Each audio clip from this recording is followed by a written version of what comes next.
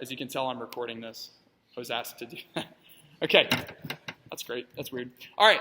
Therefore, they said to him, and this is the people following Jesus. He's out in the desert. He's just fed 5,000 people. So people are pretty freaked out and amazed and impressed. I personally love bread. My wife's father is he works at an industrial baking supply company, and so he's constantly hooking us up with bread. I'm actually surprised I'm not fatter, and I'm a big fan. I mean, a little butter on some warm bread goes a long way. But these people were living in a time where bread was scarce, and they're in the desert. So you got to think about that. So they're in the desert, bread is scarce, and so now Jesus does a miracle, and he says to them, or they say to him, "What sign will you perform then, that we may see it and believe you? What work will you do? Our fathers ate the manna in the desert, as it is written, he gave them bread from heaven to eat." And Jesus responds to them and says this, "Most assuredly I say to you, Moses did not give you the bread from heaven, but my Father gives you the true bread from heaven. For the bread of God is he who comes down from heaven and gives life to the world." They've already been fed, but you ever go for seconds? I mean, you know you're full, but you're opening the fridge anyway, and you know that there's nothing in there that you want, but it's kind of there in your stomach. You're like, but I just know if I look hard enough and I put two unusual things together, I will truly be satisfied, right? You've done that just like me. So they're going for round two. They're saying, hey, that loaf was good, but like, could we do something else? Like, you got anything? You got ciabatta? Because I like ciabatta. And Jesus has no problem making Wonder Bread. I mean, for real, it's from the past that there's a scene where the Israelites were, someone called that, where the Israelites were starving and manna was provided. And they got food on the ground. There was bread all over. But this scene is different. If you pay attention to what actually happens, Jesus sat people in groups of 50 on the floor and then had the disciples pass out the baskets. Now we'll talk about why that matters, but it's different than bread raining down, as you can imagine. And so now we see Jesus, he responds to them and says this. After they say, "Lord, give us this bread always," Jesus says to them, "I am the bread of life. He who comes to me shall never hunger, and he who believes in me shall never thirst. But I said to you that you have seen me and yet do not believe. And all the Father gives me will come to me. And the one who comes to me I will by no means cast out. For I have come down from heaven, not to do my own will, but the will of him who sent me. This is the will of the Father who sent me, that all he has given me I should lose nothing, but should raise it up at the last day. And this is the will of him who sent me, that everyone who sees the Son and believes in him may have everlasting life, and I will raise him up on the last day." You may have caught it. Jesus referred to himself as the bread of life. And they're thinking about the manna in the desert, but now that the setup is different, now they're asking for seconds, and Jesus says this. He points out to them, you didn't originally come out here for bread. Like, do you guys remember that? You came out here because you heard me teach, you had a hope that I had something to give you, and you had courage to follow a rogue teacher out into the wilderness. You ever feel that? Like, this is an honest dealing that I have right now with God. So I started my relationship with God being wild. I would evangelize on the streets. I had nothing holding me back. In fact, if I could get 5 minutes with you, I would evangelize just to the lady in Publix, because I thought 2.5 minutes might be enough, especially had I had a big order. And I was wild and I was on fire. And that courage brought me a lot of, honestly, two things. It brought me a lot of love for God, and it also brought me a lot of more courage to bring to the table the next conversation, because it's like, hey, I survived that one, I could do that again. And yet, even though that's the terms on which I came to my relationship with God, I got to tell you, it's been 8 years now, and that fire is not what it was. I mean, I'll still take advantage of moments, but I don't look for them anymore. I'm not hungry like I used to be. I'm not like waiting for a good moment in a conversation to see if I can spin it in such a way that would honor God. I'm just more like, well, if it's easy and it's low-hanging fruit, I might pick it. And that's something that's kind of sad for me, because now I'm literally more concerned about keeping my bank account full, paying the bills for my family, almost more worried about the bread on my plate than the bread of life that initially gave me this great energy and this great excitement and this great adventure to go on. And I know that can't just be me. But this idea of bread, he says that we don't just survive on bread alone, right? He says, he who comes to him shall never hunger or thirst. Now, you got to know this is in the Bible, that just if I flip 5 pages back in my paper Bible, I'll see that Jesus was hungry for 40 days and God didn't rescue him. So if you're reading this literally and you go, wait, that's a lie because Christians go hungry and die, you're completely right. There are Christians all over the world, not likely here in the U.S., that are dying and they are probably starving, and Venezuela, I know, has those. And so this is not a guarantee of food on your plate always, and not physical food. So we know that to be true just because Jesus had already starved near to death, in a sense. So what kind of food is he talking about? Well, there's something that Jesus could survive on that when he was in the dealings with Satan, and Satan goes, here's the deal. You're 40 days hungry. Why don't you just turn that into bread? He says, no, I don't have to do that.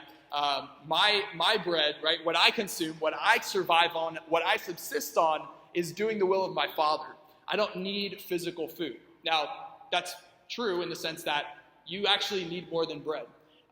Viktor Frankl, in a book that I read about 2 years ago, he explains this. He's a guy who actually survived the Holocaust. And he created an entire branch of psychology based on his survival and based on what he learned through his experience called logotherapy. And I think it's called meaning.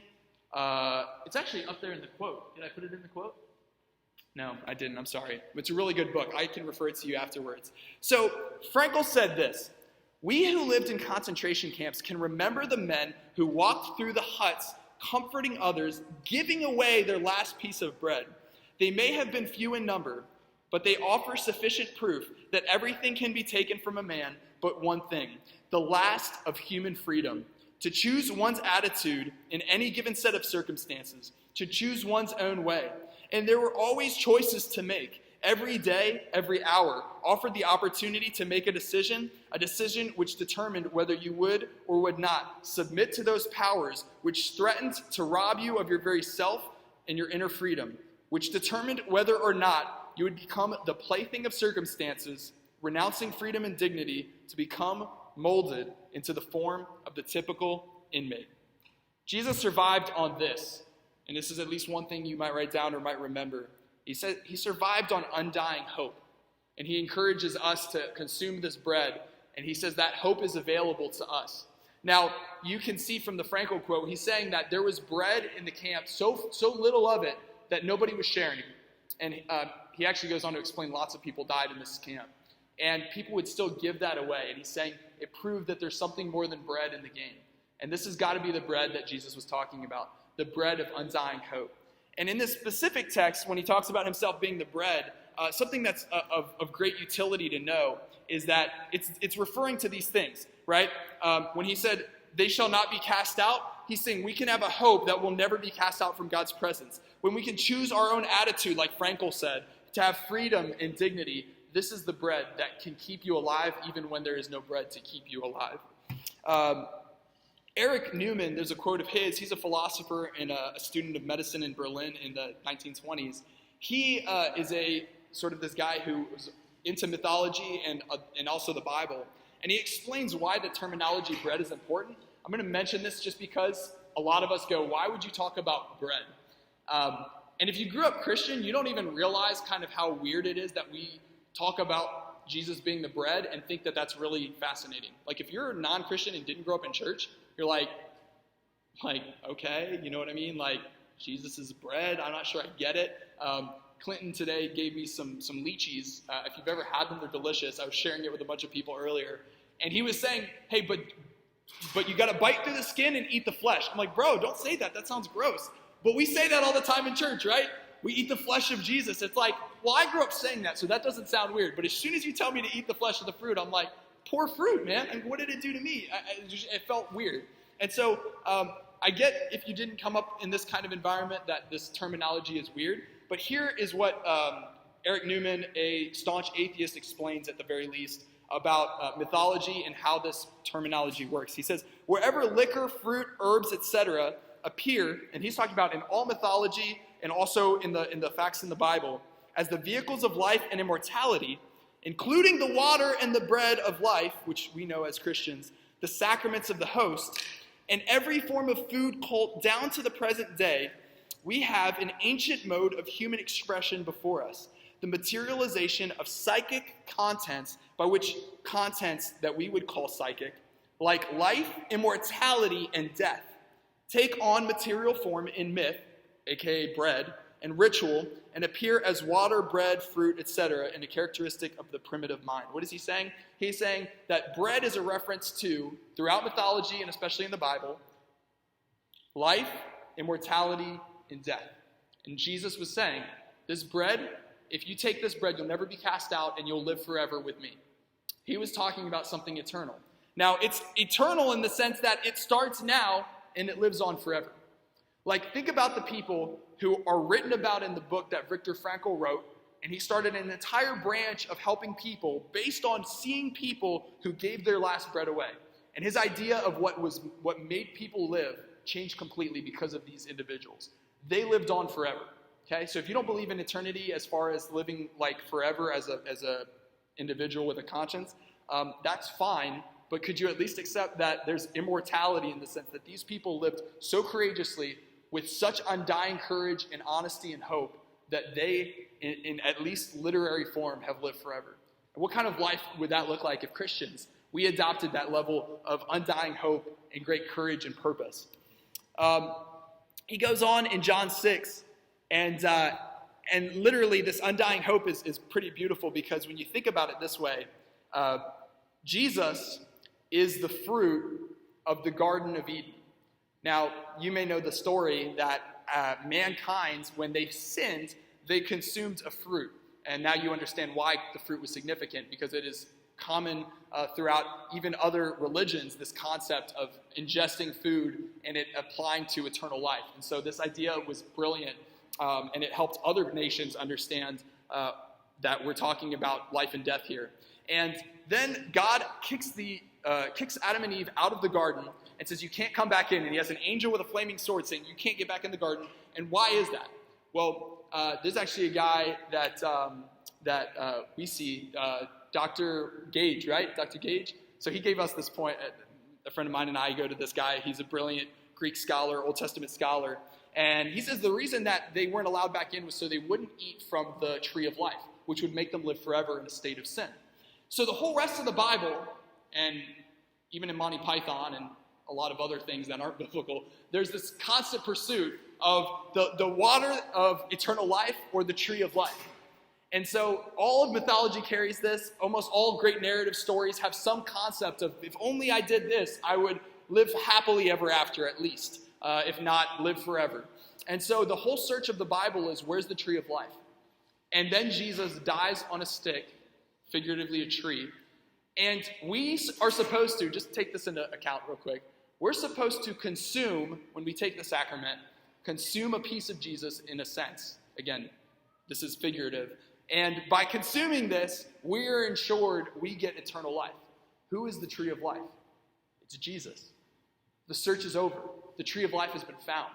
We get to partake in Jesus and ingest not just a piece of bread necessarily, but the concept is that we now attain immortality through the forgiveness of sins and the death of Jesus on an actual tree. Now, if this is hard for you to, again, imagine, because I'm conscious of how hard it was for me the first time I started to conceptualize immortality, don't worry, because even Jesus himself was an atheist at one moment. And this concept comes from G.K. Chesterton, who was a British writer about 100 and something years ago, and he wrote a book called Orthodoxy. And we're going to read a quote from him that I think is absolutely transformative when it comes to this idea of undying hope. He says, Christianity is the only religion on earth that has felt that omnipotence made God incomplete. Christianity alone has felt that God, to be holy God, must have been a rebel as well as a king. Alone of all creeds, Christianity has added courage to the virtues of the Creator. For the only courage worth calling courage must necessarily mean that the soul passes a breaking point and does not break. In this, indeed, I approach a matter more dark and awful then it is easy to discuss, and I apologize in advance if any of my phrases fall wrong or seem irreverent, touching a matter which the greatest saints and thinkers have justly feared approaching.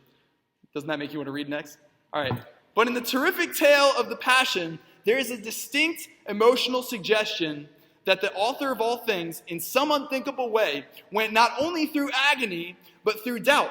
It is written, "Thou shalt not tempt the Lord thy God." No, but the Lord thy God may tempt himself. And it seems as if this was what happened in Gethsemane.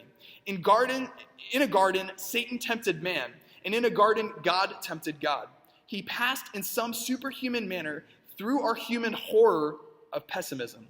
When the world shook, and the sun was wiped out of heaven, it was not at the crucifixion, but at the cry from the cross, the cry which confessed that God was forsaken of God.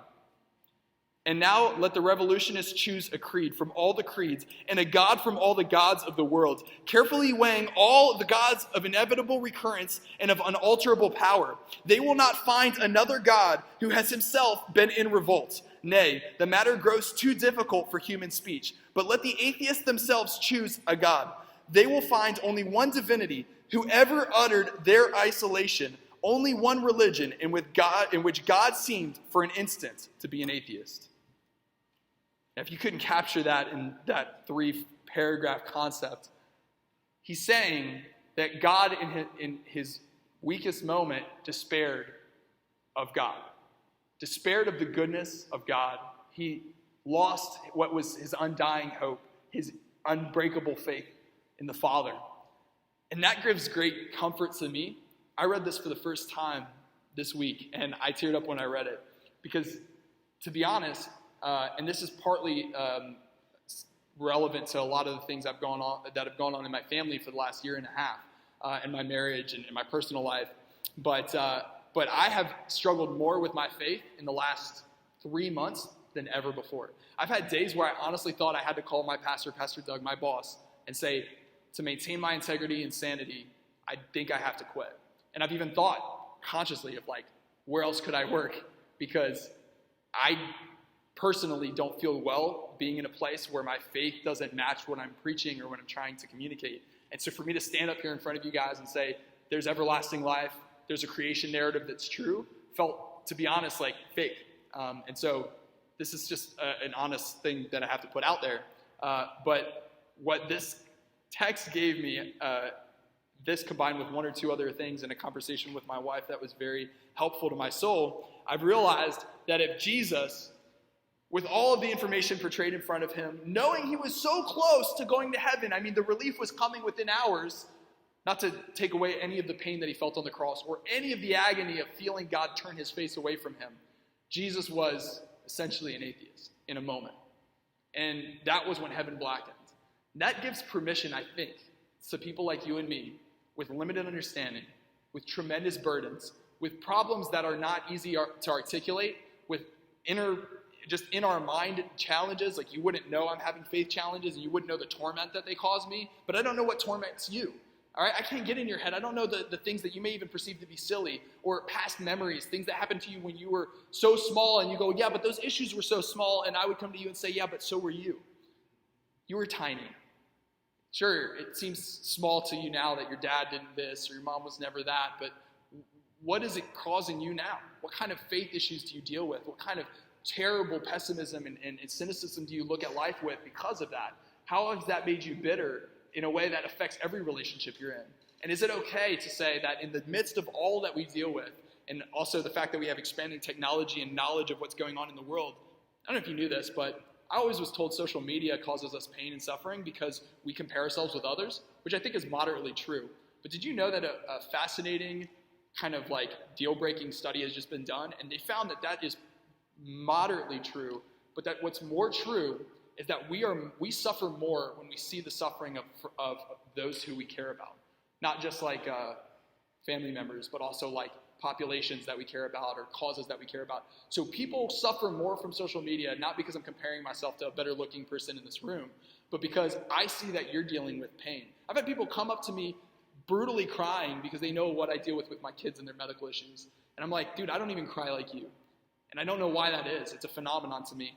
But we're suffering in ways we're not even conscious of because of the suffering of others. So we're carrying all of this burden, and we don't give ourselves permission to, like Jesus, occasionally have lapses, perhaps, in our faith.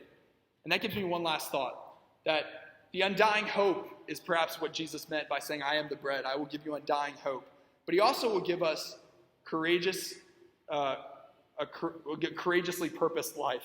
Okay, I know that's like a literary massacre here, but do you see a slide that says courageously purposed? Okay, he'll give us direction. This is something that I find myself doing constantly with my 2-year-old. She needs constant affirmation, which is that undying hope that God gives us through his word and through his death. But we also do a lot in my home of constant redirecting. And God does that with us. He wants to give us a purpose, but not just like a lame purpose that we can't get behind, but a courageous purpose, something that requires us to be more honest and truthful than we would normally be, something that demands more confrontation than I'm personally comfortable with, and I'm a non-confrontational guy. And so God constantly pushes me into the face of people that I need to say something to, which is highly uncomfortable. And why do I say that? Well, because John chapter 4, verse 32, we have a verse that you might already know. There are people saying, hey, Jesus, why don't you just sit down and eat? You're probably hungry, right? I grew up in a Brazilian home, hence the Brazilian shirt my uncle just gave me yesterday. And they're always trying to push food on you. In fact, he even said, man, I shouldn't have gotten you a large. I thought since you just got married, you'd be fatter. Because he hadn't seen me for years. I was like, thanks. I guess that's a compliment. So they're constantly pushing food on Jesus, I guess. But Jesus responds, I have food to eat that you know nothing about. Then his disciples said to each other, did someone bring him lunch? Like, did he grab some pollo on the way here? Because I didn't know. And he goes, my food, said Jesus, is to do the will of him who sent me and to finish his work. It's the courage to put your own life in line and give away bread to a starving prisoner. Like Frankl mentions.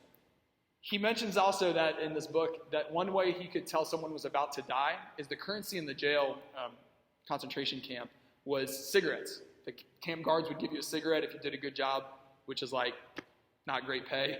And so cigarettes became the commodity item, became the currency. And so they'd have them in their pocket, and they could turn in a cigarette, every prisoner could turn in a cigarette for a bowl of soup. And they realized that the person who would all of a sudden start to smoke the cigarettes had 48 hours because they were already in despair. They didn't want to they didn't even esteem life enough to buy a soup for themselves, much less like the guys who gave their own food away. These people had despaired of life to the point they wouldn't help another person, they wouldn't even help them. And in fact, within that 48 hours, they would describe how the person wouldn't get out of bed, and no amount of blows and no amount of back ends of an AK-47 could get them out of bed. And so they lost purpose. They lost sense of meaning, even enough purpose to feed themselves. You know this if you've ever worked with homeless people for a long time, and we do a homeless ministry here. There are people that don't even bathe themselves. There are people that don't even pull their pants down anymore to use the restroom. There's a degree to which they've despaired enough of life to not even care for themselves, which is a fascinating idea to think of if you really take time with that. And so what do we have through Christ is courageous purpose. He said that there's food in having a mission, in doing the will of him who sent us. And that purpose is going to require a tremendous amount of courage. But we have this bread of life. And apparently what he's saying is there's a degree to which we take of him not just internally, where we're filled with his Holy Spirit, but I'll go back to an idea I proposed in the beginning, was how crazy is it that in all of the chaos of 5,000 people, Jesus took the immense amount of time to sit people in circles and to spread the bread out so that the apostles would feed the people. I think that's fascinating because he had the same power to go like this and the bread would fall. He could even go like this and their stomachs would be full if you believe in the powers of Jesus. Okay? So why did he take the time, still miraculous nonetheless, because they didn't have much bread or fish for that matter. Why did he do that? I believe it was a picture of this. It was a picture of the church, people getting into smaller groups to partake of communion, to ingest Jesus together, to experience undying hope and courageous purpose-driven life together in community. And so you are actually, whether you saw yourself driving here today as like an act of tremendous courage, you're actually being courageous. When we're going to do our questions right now in our circles, right after 2 songs of worship for you to get kind of in a zone with Jesus, the questions are not easy questions, and that's on purpose because they demand great courage to confront well. We're going to ask today, what's the biggest pain you've dealt with in your life? Now, you may not be willing to share that, but maybe you'll at least share something within the last week. Maybe you'll at least share something within the last 24 hours that caused you frustration. What is that? And the question is heavy only because life can be that way. And if I can have atheistic moments and days, then I don't think that you're exempt. I hope that I'm not the only one. And if I am, someone's got to let me know that I do really have to step out of my job. But with this said, I just want you to know you're in the right place. I don't know if the last time somebody's told you, you're probably in the right place for you. Okay? This is a good place to be. And if you engage in good conversation here, you could find your life transforming just like the people who followed Jesus, their lives transformed. And it's a matter of walking with him despite where you're at and what you believe is possible right now. I want you to know that the quote I got from Chesterton's Orthodoxy, I got because I watched a debate between two atheists, one of which was Slavoj Žižek, a Slovenian Marxist book writer. No God, nothing of the sort. And he quoted that idea of Jesus being an atheist and said, what a powerful faith that they had room in there for somebody to struggle like that God himself could despair of God. And I was like, that's me, I'm a Christian. Like he's talking to a massive audience of thousands of people, and I'm proud of my faith because there's two atheists that can't get past at least that. And that gives us a lot of, I think, hopefully hope, because we can struggle immensely and still maintain our faith and still be within the bounds of Jesus. And he will not cast us out if we've partaken of him. So let me pray for you guys as we welcome up the worship team. And this time, let this musical time of worship be a sort of churning of your soul, because this can be a really powerful moment if you let it be. Thank you, Jesus, for this.